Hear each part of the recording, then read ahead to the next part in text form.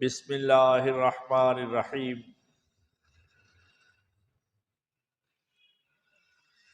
وَلَقَدْ كَرَّمْنَا بَنِي آدَمَ وَحَمَلْنَاهُمْ فِي الْبَرِّ وَالْبَحْرِ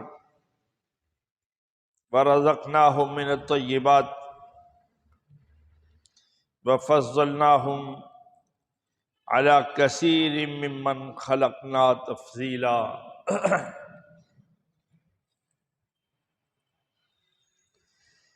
اور البتہ تحقیق کرمنا بنی آدم، ہم نے بنی آدم کو بڑی عزت دی۔ حملناہم فی البر والبحر، اور ہم نے ان کو اٹھایا خشکیوں میں بھی اور پانیوں پر بھی۔ وَرَزَقْنَاهُم مِّنَ الطَّيِّبَاتِ، اور ہم نے انہیں عمدہ رزق دیے۔ وَفَضَّلْنَاهُمْ، اور فضیلت دی ہم نے ان کو، عَلَى كَثِيرٍ، بہت سی، ممن خلقنا، ان میں سے جن کو پیدا کیا ہم نے، کثیرا، تفضیلا، فضیلت دینا۔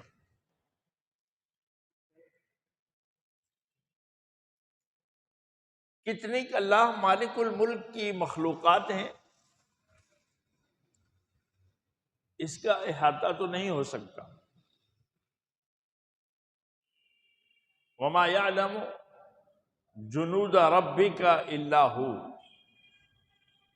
اللہ ہی جانتا ہے کہ مخلوقات کتنی کے ہیں، اس کے لشکر کتنے کے ہیں۔ لیکن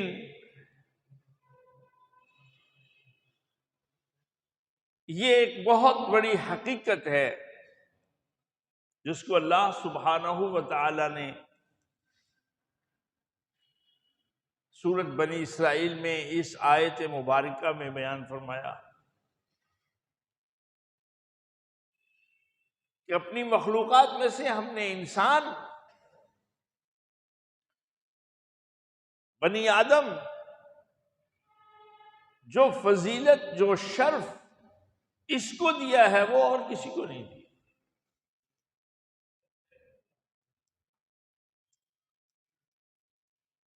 آپ دیکھ لیجئے، جانور جنگل میں رہتے ہیں، ان کو لباس، ان کی گرمی سردی،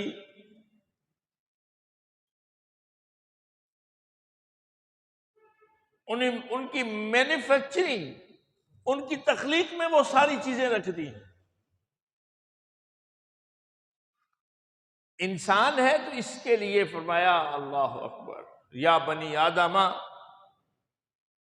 اے بنی آدم، قد انزلنا علیکم لباسا، ہم نے تمہارے لیے لباس اتارا ہے، یواری سوآتکم وریشا، جس سے تم اپنا ستر ڈھانپتے ہو۔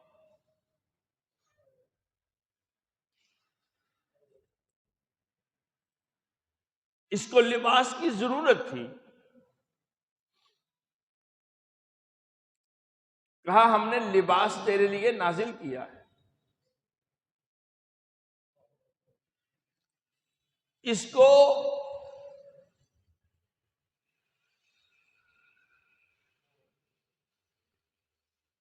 اپنے کام، ضروریات پوری کرنے کے لیے لوہے کی ضرورت تھی، کہا وَأَنزَلْنَا الْحَدِيدَ، ہم نے تیرے لیے لوہا بھی نازل کیا۔ کسی اور مخلوق کے لیے بھی قرآن مجید میں کوئی ایسی چیز ملتی ہے؟ انسان سے کہا یہ سارا کچھ دینے کے بعد یہ نعمتیں ہم نے تیرے لیے اسلام نازل کیا ہے،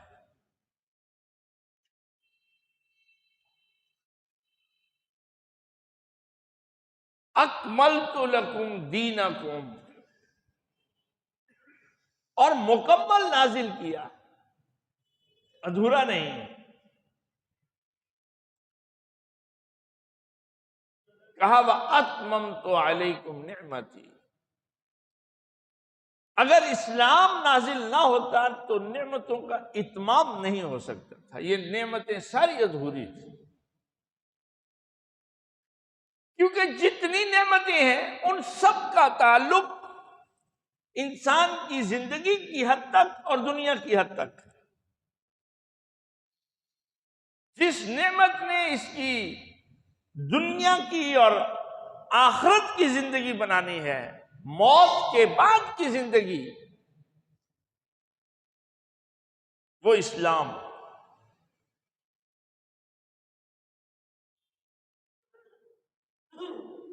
اسی لیے کہا، فرمایا وَأَتْمَمْتُ عَلَيْكُمْ نِعْمَتِي، میں نے اسلام نازل کر کے اپنی نعمتیں تم پر مکمل کی ہیں، جس سے تمہاری دنیا بھی اچھی رہے گی، تمہاری آخرت بھی بہتر ہوگی۔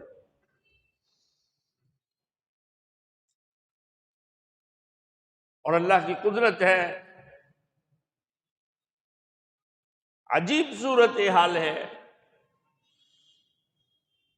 ہم نے ہر چیز کو اپنے لیے اہم سمجھا، اگر غیر ضروری اور غیر اہم جانا تو وہ اسلام۔ لیکن جنہوں نے اسلام کو سوچ سمجھ کر قبول کیا، انہیں تو پتہ ہے کہ یہ کتنی اہم چیز ہے، اسی لیے انہوں نے دنیا کی ساری نعمتیں ایک طرف، سب سے زیادہ اہمیت اسلام کو دی۔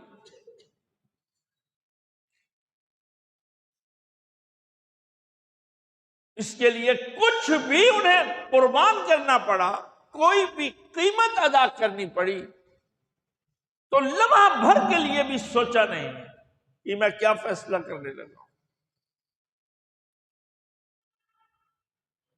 انہوں نے اس نعمت کو، اسلام کو اپنے لیے اہم ترین نعمت سمجھا۔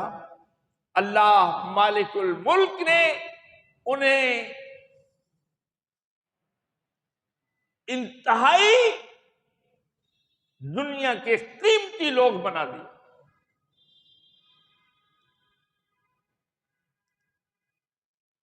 حضرت عمر رضی اللہ تعالی عنہ نے یہی بات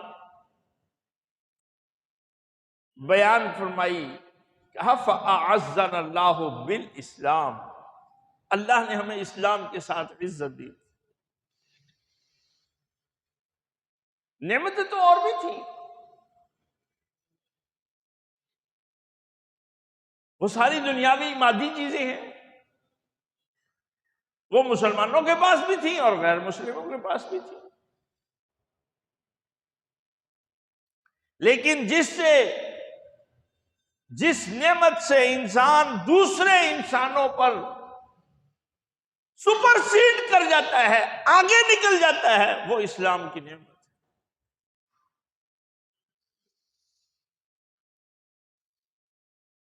اور تاریخ اس بات پر شاہد و عادل۔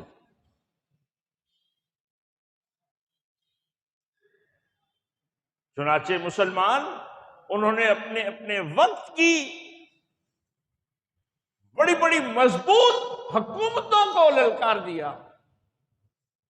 بالآخر تخت ان کے انتہائی بوسیدہ ثابت ہوئے۔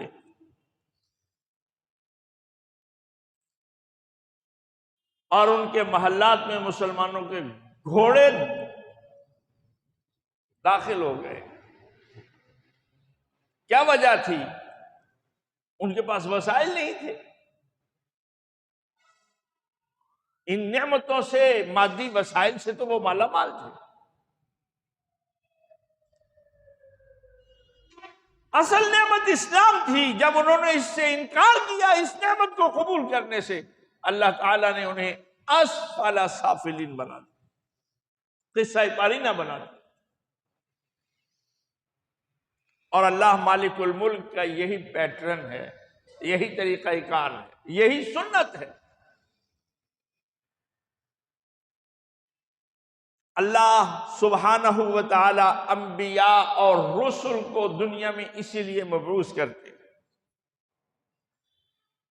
کہ جائیے انسانوں کو جا کر سمجھائیے تمہارا ایک رب ہے، ایک خالق ہے، ایک مالک ہے، اس کے حقوق ہیں، اس کی پسند ناپسند ہے، وہ کچھ چاہتا ہے جس نے اتنی ڈھیر ساری تمہیں نعمتیں عطا کی ہوئی، وہ تم سے کچھ تقاضا کرتا ہے۔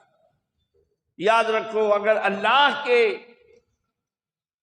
ان تقاضوں کا تم خیال رکھو گے، وہ تمہارا خیال رکھے، اور اگر تم اللہ مالک الملک کی اس پسند ناپسند کا خیال نہیں رکھو گے تو وہ عزیز ذو انتقام ہے، وہ عزیز حکیم ہے، وہ فعال لما یرید ہے،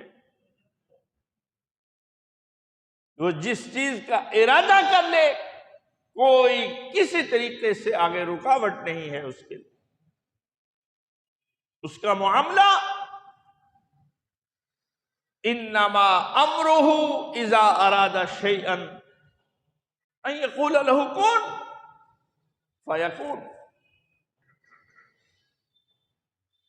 ایسی زبردست، ایسی جبروت اور طاقت والی ذات کے ساتھ مخالفت اور ٹکر کسی اور سیارے میں جا کر لے لو تو لے لو، اس زمینی سیارے پر رہتے ہوئے تم نہیں لے سکتے، اور کسی سیارے پر بنی آدم جا نہیں سکتا۔ اور یہی چیلنج اللہ سبحانہ و تعالی قیامت کے دن بھی فرمائے گا، اور صرف انسان سے ہی نہیں بلکہ جنات سے بھی یہی چیلنج ہوگا۔ یا معشر الجن والانس ان استطعتم ان تنفذوا من اقطار السماوات والارض فانفذوا۔ اگر آسمان و زمین کی حدود سے، باؤنڈری سے نکل سکتے ہو، ان کس کو کراس کر سکتے ہو تو کر لو۔ آج تمہارا یوم الحساب ہے، بھاگ سکتے ہو تو بھاگ لو، نہیں بھاگ سکے گا انسان۔ پھر کیا حکم ہے؟ اللہ کی اطاعت اور فرمانبرداری کی، اس کے کمانڈمنٹس، اس کے احکامات کو تسلیم کرنے کی۔ اور وہ ایسے نہیں ہیں جو مالا یطاق ہو، جو ہمت سے باہر ہو۔ نبی علیہ السلام نے فرمایا مجھے بہت آسان دین دے کر بھیجا گیا ہے، جس میں آسانی ہے، حتیٰ کہ آپ اپنے عمال کو بھی جو زکوٰۃ لینے کے لیے جاتے تھے علاقوں میں، انہیں یہ کہہ کر ہدایات دے کر بھیجتے تھے کہ زکوٰۃ لیتے وقت آسانی کرنا۔ اگر کوئی اس سال زکوٰۃ نہیں دے پا رہا، اگلے سال دے دے، وہ اگلے سال کی بھی زکوٰۃ اس سال بھی دے سکتا ہے۔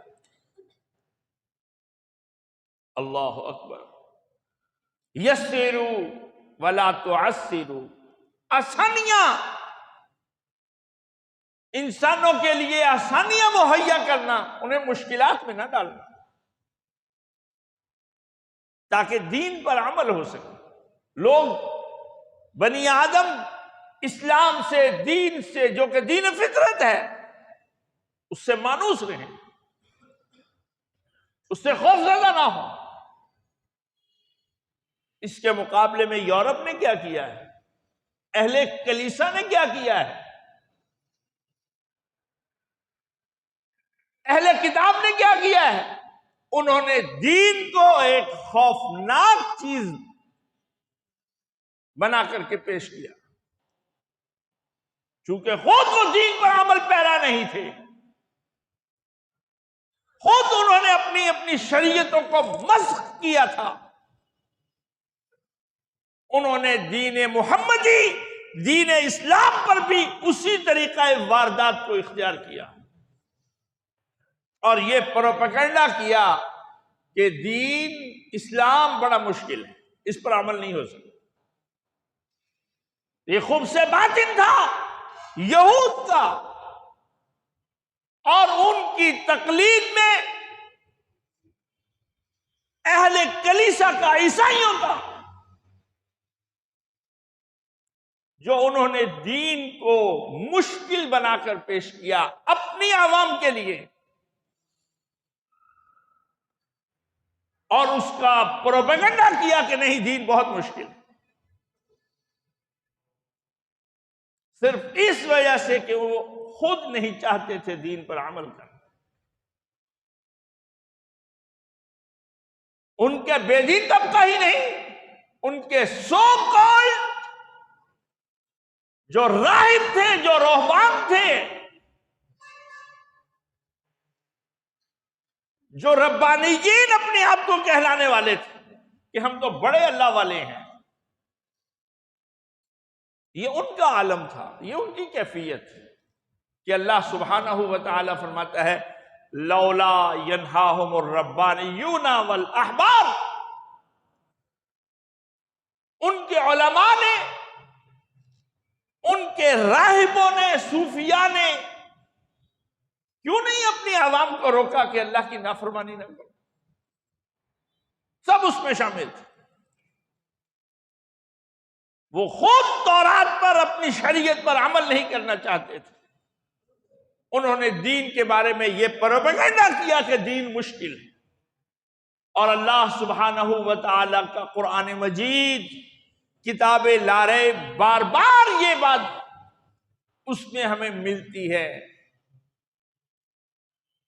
لا یکلف اللہ نفسا الا وسعہا، جتنی ہمت ہے ہم نے اس انسان پر اتنا ہی بوجھ ڈالا۔ لیکن عجیب معاملہ ہے کہ ہم اللہ کی اس کہی ہوئی بات پر توجہ نہیں دیتے، اسے پڑھتے نہیں۔ ہم قرآن، رب کا جو اصل ہدایت کا سورس ہے، اس سے یہ چیز نہیں لیتے اور اس پروپیگنڈے کا شکار ہو جاتے ہیں کہ دین مشکل ہے، لہذا دین مشکل ہے تو پھر کیا ہو کہ دین کو چھوڑ دو۔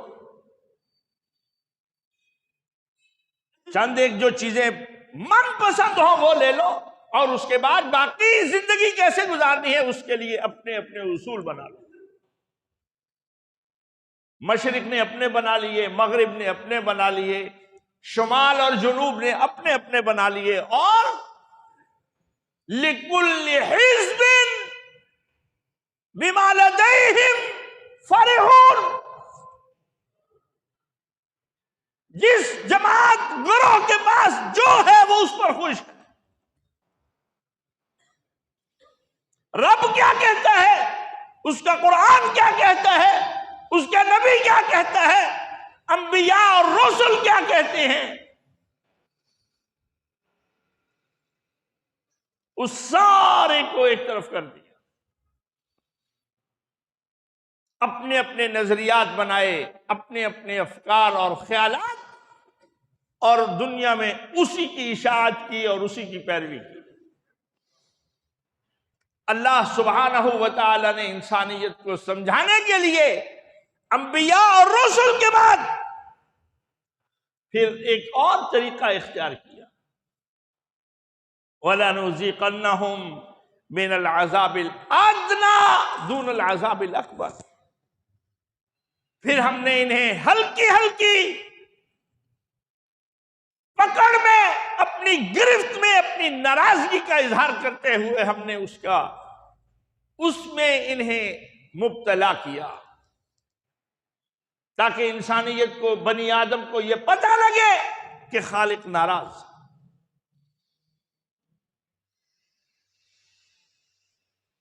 وما، جس کو یہ کہا جاتا ہے قرآن مجید کی اصطلاح میں کہ وما نرسل بالآیات الا تخویفا، اللہ نے اپنی نشانیاں بھیجنی شروع کی۔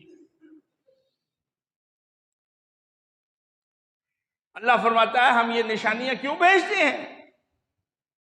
الا تخویفا، انسانوں کو ڈرانے کے لیے، یہ اپنا لائف سٹائل چینج کرو، تمہارے رب کو تمہارا یہ انداز بالکل پسند نہیں ہے۔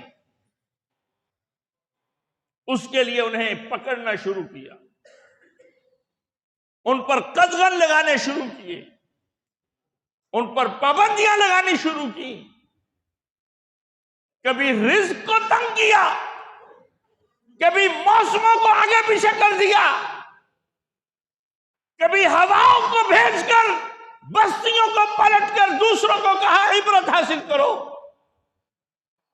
کبھی آبادیوں پر پانیوں کو چھوڑ دیا، دریاؤں اور سمندروں کو بھیج کر دوسروں سے کہا عبرت حاصل کرو۔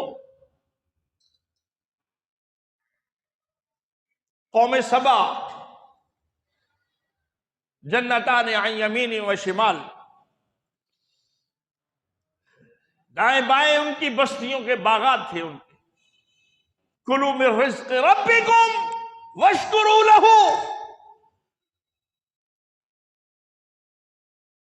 یہ اللہ نے تمہیں رزق دیا ہے، کھاؤ پیو اور اس کا شکر ادا کرو۔ بلدۃ طیبۃ ورب غفور، انتہائی پرسکون علاقہ تھا وہ، اور بخشنے والا رب۔ فَأَعْرَضُوا، انہوں نے ڈینائی کیا اللہ کے احکامات، کہا نہیں اپنی مرضی کریں گے۔ فَأَرْسَلْنَا عَلَيْهِمْ سَيْلَ الْعَارِمِ، ہم نے ان کے انداز پھر بدل دیے تھے، ان پر پانی بھیج دیا تھا، سیلاب کی شکل میں پانی آ گیا جو سب کچھ بہا کے لے گیا، جو بڑے ہی طرح طرح کے پھلوں کے باغات تھے وہ سب بہا کر لے گیا تھا سیلاب۔ اور جب پانی نیچے اترا،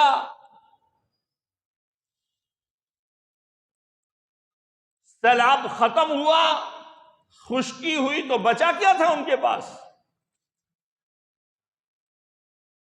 چند ایک بیریوں کے درخت تھے، گھاس پھوس، اور اس کی جگہ پر جہاں پہلے انتہائی پھل ہوتے تھے، جھاڑیاں تھی، گھاس پھوس تھا اور چند ایک بیریاں تھی۔ قوم فرعون کے ساتھ دیکھیے کیا کیا، یہ ناراضگی کا اظہار ہے۔ بتاتا ہے اللہ سبحانہ و تعالی اس بڑے دن کی پکڑ سے پہلے، جو یوم الحساب کے بعد شروع ہونے والے، کہ کہیں یہ اچانک سے نہ مارا جائے، اس کو وارننگ دیتے رہے، انبیاء کے ذریعے وارننگ دی، اپنی نشانیاں بھیج کر وارننگ دی، اور اس بات پر سوچنے کے لیے اس کو کہا کہ دیکھ تیرا لائف سٹائل کیا ہے، وہ پسند نہیں۔ اور ان میں سے ایک زلزلہ بھی ہے، یہ بھی نشانی ہے، جو کہ بہت بڑی نشانی ہے۔ اللہ اکبر۔ لیکن یہ اتنی بڑی نشانی بہت جلدی سے نہیں آتی،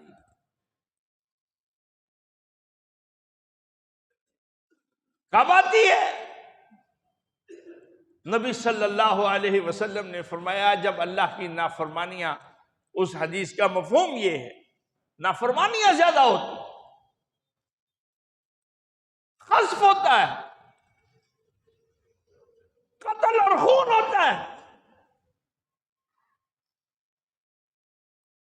اس وقت جب فواحش، بے حیائی جو ہے وہ زیادہ ہونی شروع ہو جائے۔ آج ہم نے بے حیائی کا نام فیشن رکھ دیا ہے، اور اس بے حیائی میں سے یہ ویلنٹائن ڈے ہے۔ ویلنٹائن ڈے کیا ہے؟ یورپ کی ایک بے حیائی کا حربہ ہے، ایک طریقہ کار ہے، ایک بے حیائی کو سیلیبریٹ کرنے کا اجتماعی طور پر یہ طریقہ واردات، اور اللہ کی قدرت ہے، ستم ظریفی یہ ہے کہ وہ طریقہ ہم نے فوراً اختیار کر لیا،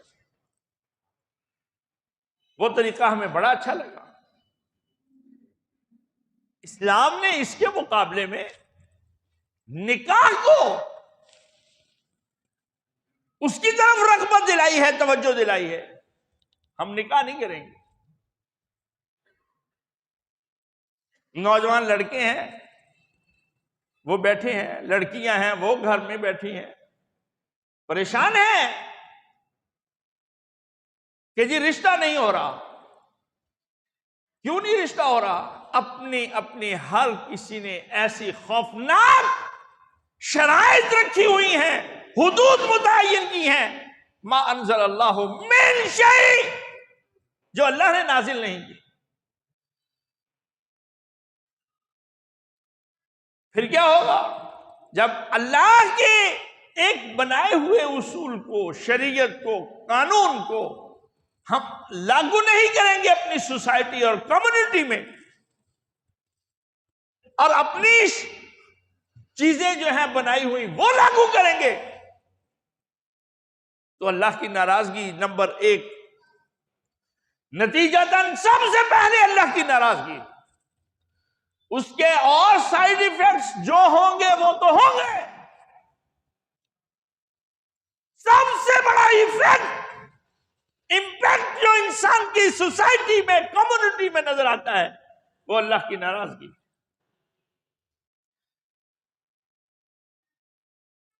میرے بھائیوں، ہمیں اللہ سبحانہ و تعالی سے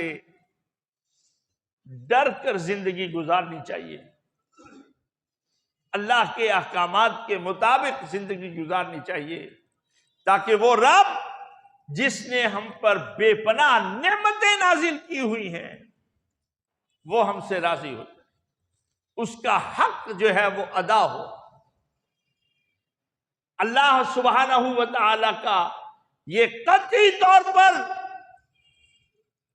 حق ادا نہیں ہوتا کہ اگر ہم اس کی چند ایک باتیں ماننے اور باقی اپنی مرضی کریں۔ اس کا حق کیا ہے جو اس نے ہم انسانوں کو بتایا ہے؟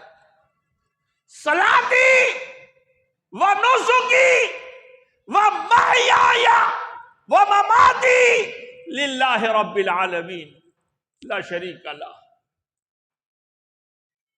صرف نماز اور قربانی ہی نہیں، پوری زندگی اللہ کے لیے ہے، جس میں اس کی اطاعت ہو، اس کی نافرمانی نہ۔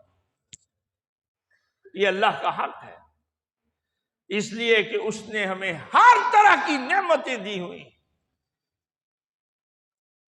اب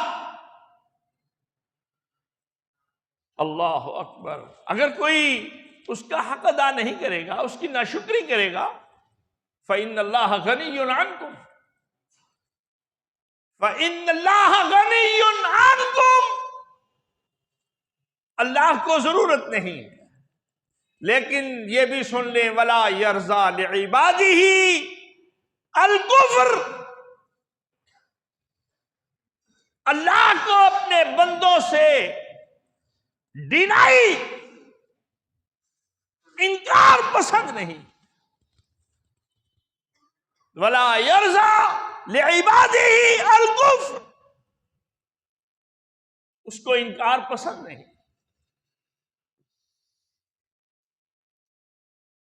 وَإِن تَشْكُرُوا يَرْضَهُ لَكُمْ، اگر تم اس کی شکر گزاری کرو گے تو وہ تم سے راضی ہوگا۔ اور جب اللہ اپنے بندوں سے راضی ہوتا ہے انہیں اس دنیا میں بھی نوازتا ہے، اور آخرت میں جو وہ نوازے گا اس کا تو انسان کے تصور میں ہی نہیں، وہ تصور نہیں کر سکتا کہ کیا کچھ دے گا۔ اللہم اجعلنا منہم۔ اقول قولی ھذا استغفر اللہ لی ولکم ولسائر المسلمین۔